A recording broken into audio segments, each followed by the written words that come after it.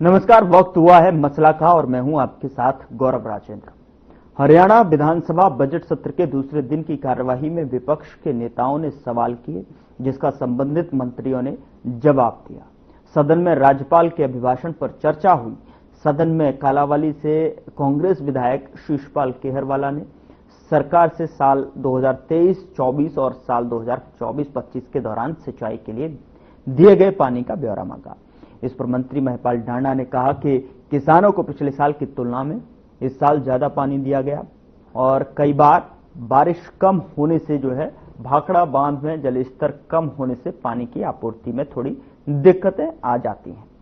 साथ ही सदन में जमीन पर कब्जे का मुद्दा और कानून व्यवस्था के मुद्दे साथ ही साथ यहां पर गूंजते हुए दिखे, जिसको लेकर आज मसला में हम सवाल ये करते हैं कि कानून व्यवस्था पर सवाल क्यों उठ रहे हैं।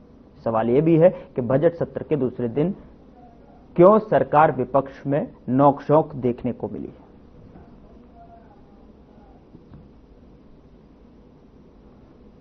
तो आज मसला में हम सवाल करेंगे कि जिस तरीके से आज सरकार और विपक्ष में नोक-झोंक देखने को मिली, आखिर क्यों।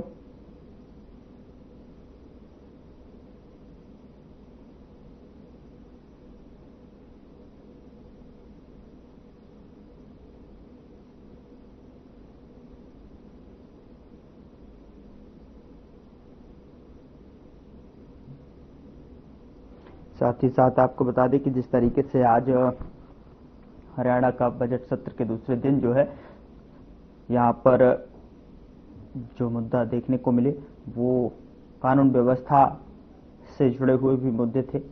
उसको लेकर भी सरकार बनाम विपक्ष हमने यहां पर देखा, तो इसको लेकर चर्चा करेंगे।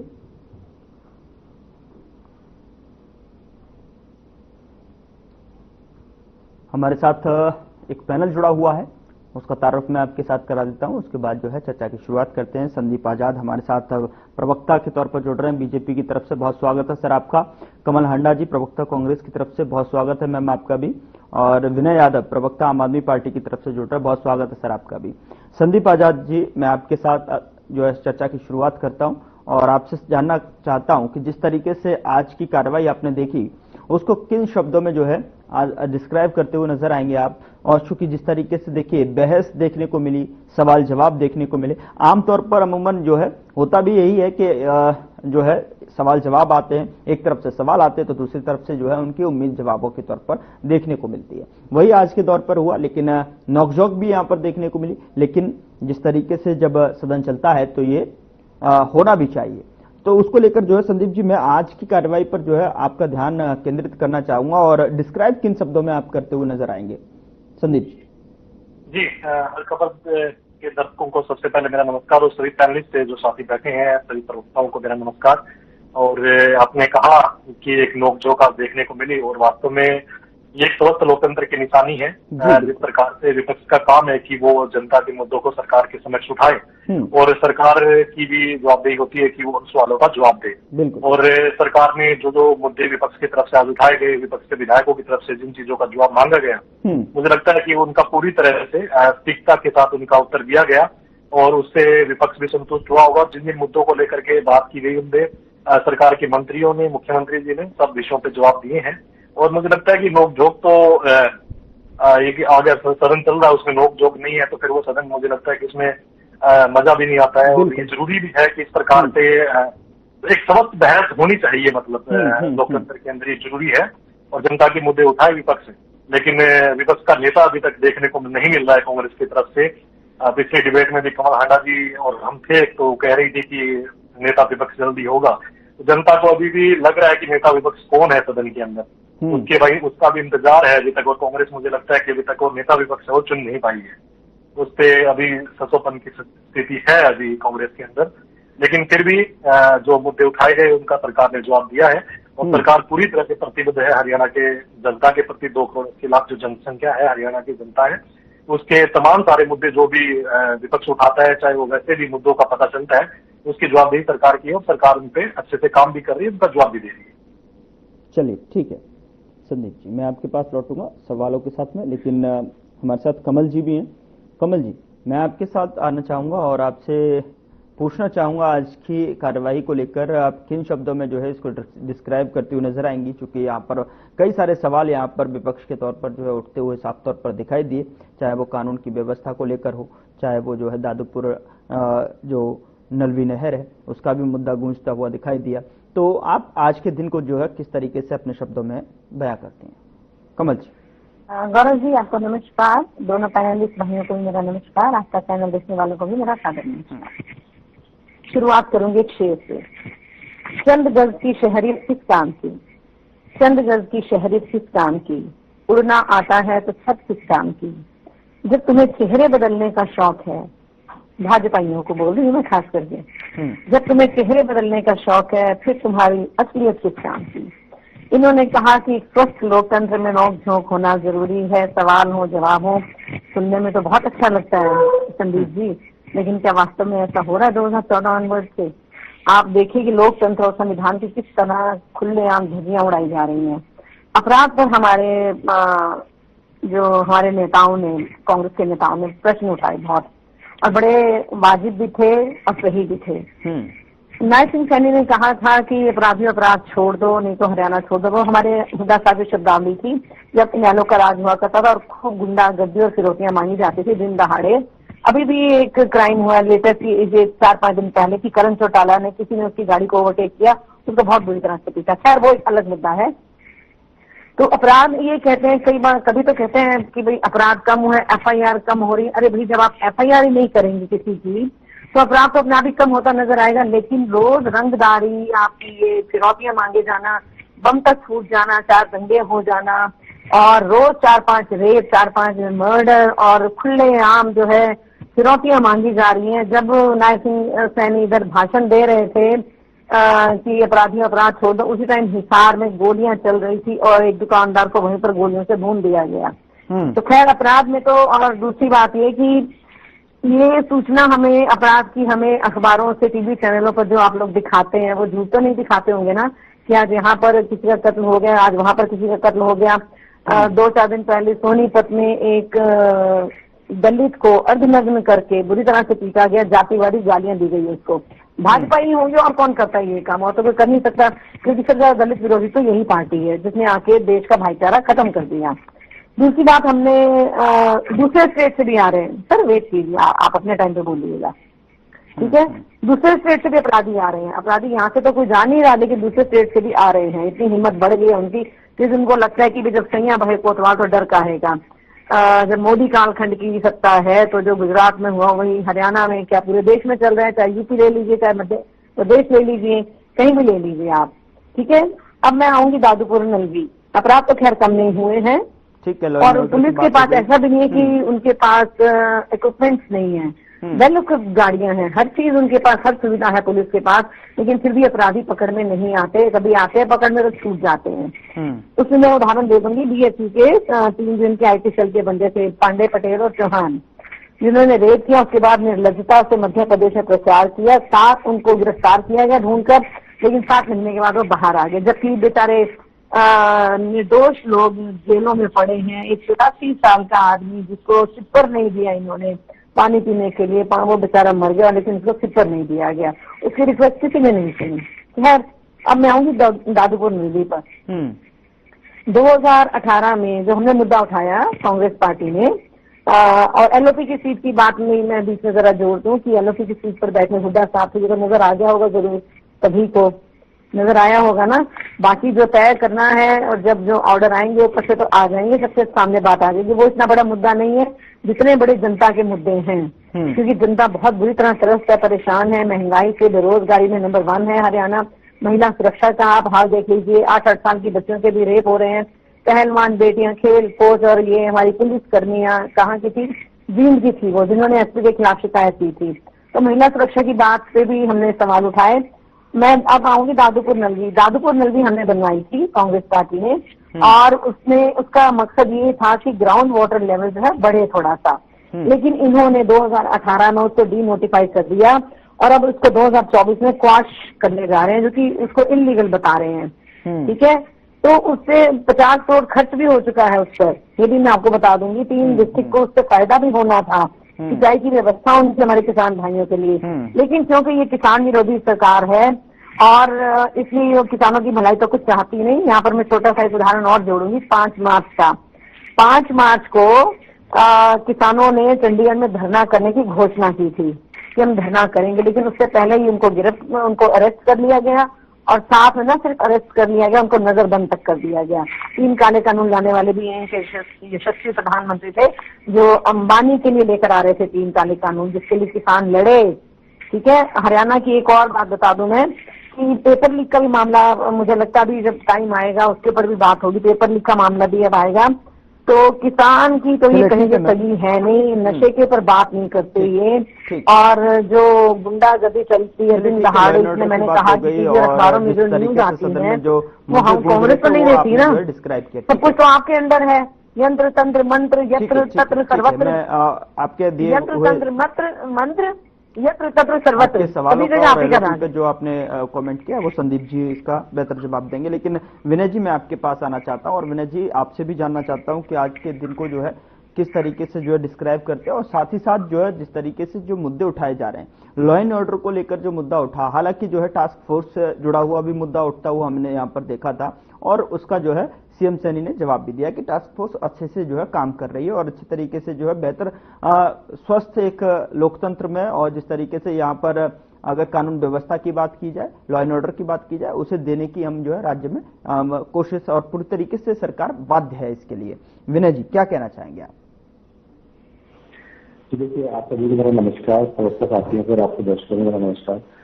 देखिए, लॉ एंड ऑर्डर प्रदेश में आप देखें जो बेरोजगारी जो मुद्दा था और महंगाई भी मुद्दा था, ये बड़े मुद्दे रहे हैं। लेकिन अभी आप देखिए कि हरियाणा के अंदर जो कि बहुत शांतिप्रिय प्रदेश हमेशा से रहा है, भाजपा के राज में 3 बार हरियाणा गया और उसके बाद अभी भी जी मेवात में नूह में दंगे हुए और सरकार मस्त थी अपने कार्यक्रमों में और सारी इंटेलिजेंस की रिपोर्ट थी। उसके बाद भी ऐसा लगता है कि सरकार ने वो दंगे जानबूझ के होने दिए, क्योंकि इतना कुछ होने के बाद भी सोशल मीडिया पर सब कुछ चल रहा था। आप याद कीजिए, मैं उस तक जाना नहीं चाहता हूँ। तो 3-4 बार हरियाणा भाजपा के राज में जला और उसके बाद महिलाओं के खिलाफ अपराध और ये सारी चीजें। मैं आपको एक और उदाहरण देता हूँ। अभी कल की बात है, फरीदाबाद के अंदर एक RWA के पदाधिकारियों को पुलिस की मौजूदगी में पीटा गया। फरीदाबाद का एक बहुचर्चित न्यूज पोर्टल है, उसके पोर्टल पर ये वीडियो है, उस पर 1 लाख से ज्यादा व्यू अभी हो चुके हैं। पुलिस की मौजूदगी में RWA के मेंबर्स को बुरी तरह पीटा गया। वह महिलाओं के चीखने की आवाज आ रही है। मैं ये नहीं कह रहा हूं कि कौन सा पक्ष सही है कौन सा पक्ष गलत है, ये मेरा काम नहीं है। लेकिन एक बात बताइए, मान लीजिए जिनको पीटा गया उनकी गलती भी थी, लेकिन क्या पुलिस के सामने उनको इस तरह से पीटा जाना, कानून को अपने हाथ में लेना, ये क्या दर्शाता है कि अराजकता है प्रदेश में? इसका मतलब डर नहीं है उनको, अधिकारियों का डर नहीं है, पुलिस का डर नहीं है, कानून का डर नहीं है।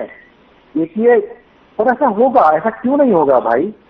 क्योंकि जब नेतृत्व, इनका शीर्ष नेतृत्व भी ऐसा है, ये डबल इंजन की बात करते हैं। अब इनको ट्रिपल इंजन चाहिए। 12 तारीख को नतीजे आएंगे निकाय चुनाव के, बड़े आश्वस्त है कि भाई ट्रिपल इंजन की चलो बन जाएगी भाई साहब, आपको अगर ही बधाई, मान लीजिए बन जाएगी। लेकिन उसके बाद प्रदेश का हाल क्या है वो आप पहले से जानते हो। 10 साल से आप ही की सरकार है। तो देखिए, कानून व्यवस्था का बुरा हाल है। अरे सब कुछ छोड़िए, आम आदमी की तो बात ही छोड़ दीजिए आप। जो महिला पहलवान हैं जिन्होंने शिकायत की थी, उनके साथ क्या हुआ आपने देखा ना। अगर कोई शांतिपूर्वक तरीके से कोई प्रदर्शन करता है तो उनको आतंकवादी कह दिया जाता है। ये खालिस्तानी है, किसान प्रदर्शन करते हैं तो ये खालिस्तानी है। देखिए, एक नैरेटिव सेट करने की कोशिश करते हैं। और एक और देखिए आप, ऐसा क्यों हो रहा है कि जब शीर्ष नेतृत्व भी ऐसा है। अभी इनके एक ऑस्ट्रेलिया के, अगर मैं उनका नाम मुझे याद नहीं आ रहा है, इनके ऑस्ट्रेलिया भाजपा के अध्यक्ष है शायद, जिन पर ऑस्ट्रेलिया में मुकदमा चला है, सजा हुई है 40 साल की। वो महिलाओं के साथ यौन शोषण करते थे, उनकी वीडियो बनाते थे, ऐसे जघन्य अपराध करते थे। उनकी प्रधानमंत्री जी के साथ उनकी वीडियो, उनकी फोटो है हाथ मिलाते हुए। और ऐसे ऐसे लोग जो सोशल मीडिया पर महिलाओं को गाली देते हैं, उनको प्रधानमंत्री जी फॉलो करते हैं। तो आप बताइए फिर ये नहीं होगा तो क्या होगा। और आप याद कीजिए, प्रधानमंत्री की भाषा, कांग्रेस की विधवा, 50 लाख की गर्लफ्रेंड, ये प्रधानमंत्री की भाषा है भाई साहब। तो फिर तो ये तो ऐसा होना ही है ना, ये अपराध तो होगा ना जब प्रधानमंत्री और जो किसानों को जो कार से रौन दिया था, और वो ब्रिजभूषण जी जिन्होंने प्रताड़ित किया था महिलाओं को, उनको टिकट नहीं दी तो उनके बेटे को दे दी। भाई ऐसी क्या मजबूरी है। एक तरफ से ये कहते हैं कि भाई मोदी जी के नाम पर कोई भी जीत जाएगा, किसी को भी टिकट दे दे वो जीत जाएगा, तो ऐसी क्या मजबूरी है भाई, आप टिकट नहीं काट पाते हो। वहाँ मोदी जी की 56 इंच की छाती को क्या हो जाता है, ये मजबूर हो जाते हैं ऐसे अपराधियों के सामने। कुलदीप सेंगर आपको याद होगा। तो भाई साहब आप ये तो, और मैं आपको याद दिलाता हूँ, ये तो तब है जब 2014 में जब मोदी जी प्रधानमंत्री पद के उम्मीदवार थे, तो उन्होंने, और जो आप बात करते हैं ना कि सवालों का जवाब, देखिए भाई साहब 75 से ज्यादा आजादी को हो गए, उसमें से लगभग 55 साल मुझे लगता है कांग्रेस ने शासन किया है, और इन्होंने बीच में 6 साल वाजपेयी साहब के हो गए, 10 साल हो गए। तो इनको आदत नहीं है सत्ता में रहने की। ये विपक्ष का काम बहुत अच्छा करते हैं, ये सवाल अच्छे पूछते हैं, ये जवाब देने की इनको आदत नहीं है, इसे जवाब नहीं दे पाते। इसलिए आप इनसे कोई भी सवाल पूछो तो ये नेहरू जी पे चले जाते हैं। इनसे कोई भी सवाल, पहले 5 साल कहते थे हम तो कांग्रेस के गड्ढे भर रहे हैं भाई, उसके बाद एक नेहरू जी पे सवाल उठाते हैं कि नेहरू जी ने क्या किया, हरियाणा में देखने किया हुड्डा साहब के 10 साल में। अरे भाई साहब अब तो आपको 10 साल हो गए, अब हुड्डा साहब के 10 साल से कंपेयर करना बंद कीजिए। अरे हुड्डा साहब ने 10 साल में कुछ नहीं किया होगा, कुछ उनकी सफलताएं नहीं रही होंगी, तभी तो जनता ने आपको मौका दिया। तो आप हुड्डा साहब ने क्यों कंपेयर करते रहते हैं? तो आप अपना बताइए नहीं, आपने 10 साल में क्या किया। आप देखिए कंपेरिजन का समय किया। मैं आपके पास आ रहा हूँ। ठीक है, ठीक है, देखिए वो आप कंपेरिजन से ठीक है, चलेगा, आपको जवाब देना पड़ेगा। तो गौरव जी, इनको सत्ता में रहने की आदत नहीं है, ये बड़े प्रफुल्लित होते हैं, देखिए हम जीतते जा रहे हैं। ठीक है, ठीक है, जवाब ले लेता हूँ। तो कांग्रेस भी जीती रही देश में। ठीक है, जवाब ले लेता हूँ। संदीप जी मैं आ रहा हूँ। कमल जी मैं आपके पास आ रहा हूँ। एक संदीप जी से आपके और विनय जी के जवाब ले लेता हूँ। संदीप जी कुछ कह रहे थे, आप बताएं जरा। दोनों ही मुद्दों को लेकर जो है विस्तार से जल्दी जो है संक्षेप में बताएं, थोड़ा सा समय सीमित है, उसका भी ध्यान रखें। ठीक है, पार्टी के आका कह रहे थे, प्रधानमंत्री ने मन की बात तो की, कोई प्रेस कॉन्फ्रेंस नहीं की। प्रेस कॉन्फ्रेंस होती है तो सवाल पूछे। ठीक है, ठीक है, ठीक है विनय जी, अब उनके जवाब को सुन लीजिए। समय कम है, समय सीमित है, उसको लेकर उस दायरे में जो है जवाब कंप्लीट करने। ठीक है कमल जी, आ रहा हूं मैं आपके पास।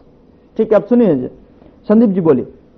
आ रहा हूँ आपके पास। विनय जी कह रहे हैं इनको सत्ता में रहने की आदत नहीं है। समय का भी थोड़ा ध्यान रखें। थोड़ा सत्ता में रहने की आदत तो आपको हो गई थी ना। आपके आका बड़े बड़े भाषणों में कह रहे थे मोदी जी इस में तो क्या अगले 7 दिनों में भी नहीं रह पाएंगे हमें।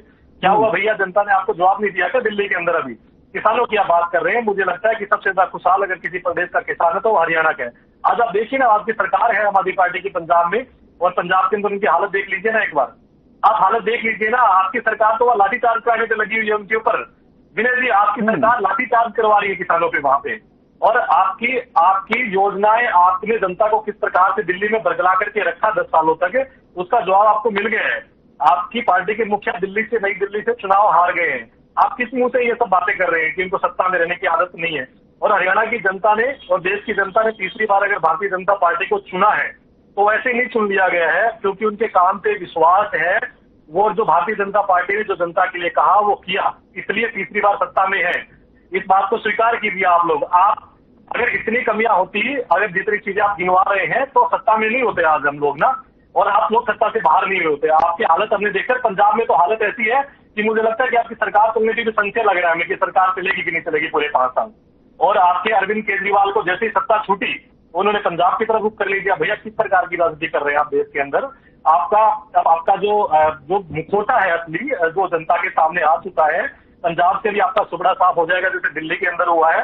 आप निश्चिंत होकर के बैठिए, और मुझे नहीं लगता कि उसके बाद में आम आदमी पार्टी किसी भी प्रदेश में सत्ता में अपने आ पाएगी। और आपका पूरी तरह से, मुझे लगता है आपका जो मुखौटा था वो उतर गया है। आप बेनकाब हो चुके हैं पूरी तरह से देश की राजनीति से। अब आपको ज्यादा कुछ बोलने की आवश्यकता नहीं है। मुझे लगता है आप चुपचाप बैठकर आप देखिए आप, ठीक है? आपका जो पूरा मुखौटा था उतर चुका है पूरी तरह से, ठीक है? और गौरव जी, मैं अभी सरकार पूरी तरह से प्रतिबद्ध है हर विषय के लिए। और मुझे लेकर जो है कमल जी ने भी सवाल खड़े किए थे, और जो है सदन में भी सवाल खड़े हुए हैं, और जो है क्या बात जी जी, क्या लॉ जवाब एंड देंगे ऑर्डर सर को, उनकी बात? लॉ एंड ऑर्डर के लिए जवाब नहीं देंगे। विनय जी सुनिए ना, सुनिए, अब मैंने आपको सुना ना, आप सुन लीजिए। तो आप जवाब देना, या अपराध पर जवाब देना, अपराध के आंकड़े पर जवाब देना। हम जवाब दे रहे हैं ना, अब आप सुन नहीं रहे हैं, हम जवाब दे रहे हैं, आप सुन नहीं रहे हैं। देखिए, हरियाणा में माननीय मुख्यमंत्री जी ने शपथ किया है कि हरियाणा में अपराधियों की कोई जगह नहीं है। फिर ऐसे करने से कुछ नहीं होगा। आप सुन लीजिए, बात सुन लीजिए, ऐसे करने से कुछ नहीं होगा। हरियाणा में माननीय मुख्यमंत्री जी ने स्पष्ट रूप से कहा, हरियाणा में अपराधियों की कोई जगह नहीं है, और जहां जहां अपराध हो रहे हैं वहां आपने देखा होगा कि अपराधियों से सख्ती से निपटा भी जा रहा है, उनके एनकाउंटर्स हो रहे हैं, और किसी प्रकार के अपराधियों की जगह नहीं है हरियाणा के अंदर, बिल्कुल भी नहीं है। और आप जो जितने मुद्दे गिना रहे हैं ना, आप कांग्रेस की सरकार के ये सब विषय गिना रहे हैं, मुझे लगता है कि अराजकता का जो माहौल था और हरियाणा जलाने की बात आपने की 4 बार जला, उस हरियाणा जलाने में किन लोगों का हाथ था, वो भारतीय जनता पार्टी की सत्ता को स्वीकार नहीं कर पा रहे थे प्रदेश में कांग्रेस के लोग, और उन कांग्रेस के नेताओं की वीडियोज ऑडियोज उन जो हरियाणा जलाया गया उसके अंदर ये ऑन रिकॉर्ड है, बिल्कुल उन लोगों का हाथ था उसके अंदर, उनकी सरकार हरियाणा को जलाने पे तुले हुए थे, वो लोग हरियाणा को जलाने पे तुले हुए। आपसे भी छिपा नहीं है, आपको भी पता है ये सब, आपको भी पता है, आपसे भी छिपा नहीं है ये। ठीक है, ये आपसे कमल जी ना सोचें आपके जवाब से, और विनय जी के काउंटर से भी जो है कमल जी कुछ कहना चाह रहे हैं। कमल जी, संदीप जी मेरी टर्न है, सीमित समय में जो है अपनी बात रखें। मैं करेक्ट कर दूं, उन्होंने कहा सत्ता में रहने की आदत नहीं है, सत्ता में रहने की उनको हवस है, सवाल सुनने की आदत नहीं है। हमारे मनमोहन सिंह जी जब प्रधानमंत्री थे, उन्होंने पूरे 10 साल के टेन्योर में 550 से ऊपर उन्होंने प्रेस कॉन्फ्रेंस की, विदेश से लौट कर आकर भी उन्होंने जो है 70 के करीब प्रेस कॉन्फ्रेंस की, जो कि इनमें हिम्मत नहीं है। एक मिनट सुन लीजिए, आपके बीच में नहीं बोली ना। ठीक है मैम, कंप्लीट कीजिए, समय एक मिनट चुप रहिए, 10 सेकंड में कंप्लीट कीजिए मैम, सर इनको चुप कराइए, गौरव जी फिर ये बीच में बोलेंगे। संदीप जी उनको बोलने दीजिए, संदीप जी थोड़ा सा समय कम है, बोलने दूंगी मैं, ठीक है। मैं इनको सवाल सुनने की वाकई में आदत नहीं है, उनको है विपक्षी सत्ता चाहिए मोदी जी को। अडानी का सवाल पूछे, हाथ में शान निकाल के कह दिया, ऐसे करके ये तो व्यक्तिगत मामला है, 2 देश के मुखिया जब मिलते हैं तो याद है व्यक्तिगत मामला है, क्या कहा था उसने, चाइना में जाके कितनी इज्जत बढ़ाकर आए। अभी हमारे जो देश के बच्चे आए, हर जगह इंटरव्यू चल रहे हैं, पंजाब के बच्चे जो गए थे वापस आए, और हरियाणा के जंजीरों में आए बंद के, उनके इंटरव्यू चल रहे हैं। लेकिन गुजरात के लोगों की जो आए, वहां से भी आए 33 लोग, उनको कह दिया गया पुलिस को कि ये नजर नहीं आनी चाहिए। क्यों भाई, वो हमारे देश के नागरिक नहीं है। छोटा सा देश कोलंबिया, 5.2 करोड़ की आबादी वाला, उसने C-17 उतरने नहीं दिया, इजाजत नहीं दे रहा है। माफी के साथ मुझे आपको रोकना पड़ेगा। संदीप आजाद, कमल हांडा जी, विनय यादव जी, बहुत बहुत शुक्रिया हमारे साथ जुड़ने के लिए। इससे ज्यादा समय मुझे इजाजत नहीं दे रहा है, बहुत बहुत शुक्रिया। लेकिन लगातार सदन की कार्रवाई लगातार जारी है, और जो है कल 11 बजे तक के लिए स्थगित कर दी गई है। उसमें देखने वाली बात होगी कि किस तरीके से जो है सरकार विपक्ष के सवालों को भी यहां पर देखते हुए उनका जवाब देती है। फिलहाल मसला में इतना ही, नमस्कार।